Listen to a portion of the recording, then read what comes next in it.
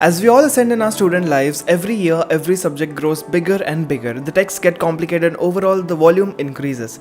Sometimes it's difficult to learn so many things all at once. So in this video, I'll share my approach of how I go about learning new content effectively, and especially in the last 4 years of MBBS, I have had to learn so many new things which I can't even count. So hopefully this video will provide you with a lot of value and a lot of scientific tips to learn new content effectively. If you didn't know me, hi, my name is Anuj Pachel. I'm a final year MBBS student at GMC Nagpur, and welcome back to my channel, and consider subscribing if you haven't already. Let us start off with the first point, that is watching lectures. In the last 2 years, we have mostly been focusing on watching lectures rather than attending them because everything has been online. So here are a few tips which will help you watch lectures much more effectively. First of all, watch all the lectures in 2x. That will save you a lot of time in the long run, and if you can't adjust to 2x right away, you can start off gradually at 1.25, then 1.5, 1.8 and then go ahead with 2x. If you watch like 10 or 20 lectures at each of these different speeds, your mind will gradually speed up automatically because it has this thing called as neural plasticity, which will remodel your neurons to fit the current life that you're living. I'll give you an example. When I was watching medicine lectures, it was not very easy to directly go ahead and start with 2x speed, and sometimes the accent got really funny. But gradually as I went up the ladder of doing more and more lectures in 2x, I got used to it. You should consider going down from 2x only and only if it's something very important they are telling or you are not able to comprehend even a single word. Second thing, the most important thing, is make a lot of notes while watching the lectures. I have seen a lot of videos which say that making notes does not make any sense,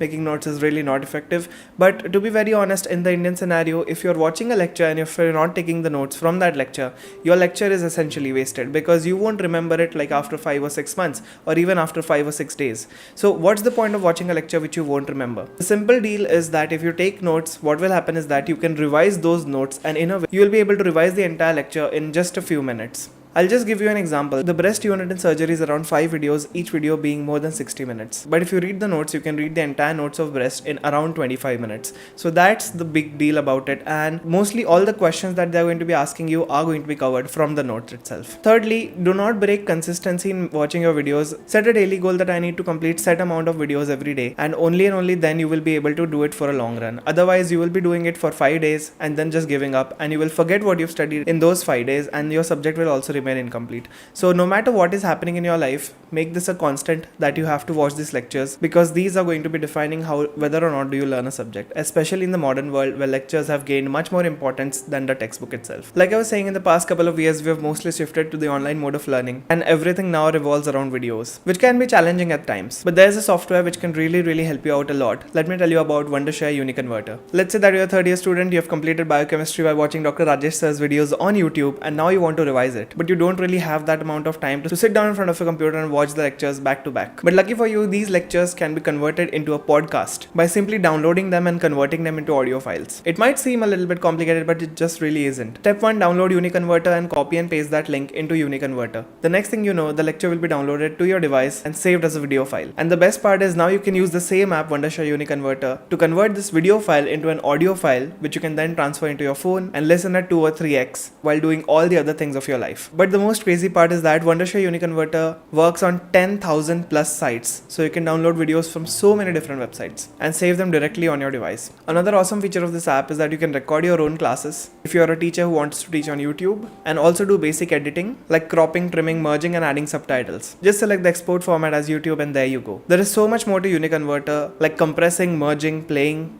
and I think as a student this will be a very useful software for you. So use the first link in the description to download this amazing software, and thank you Wondershare for sponsoring this segment.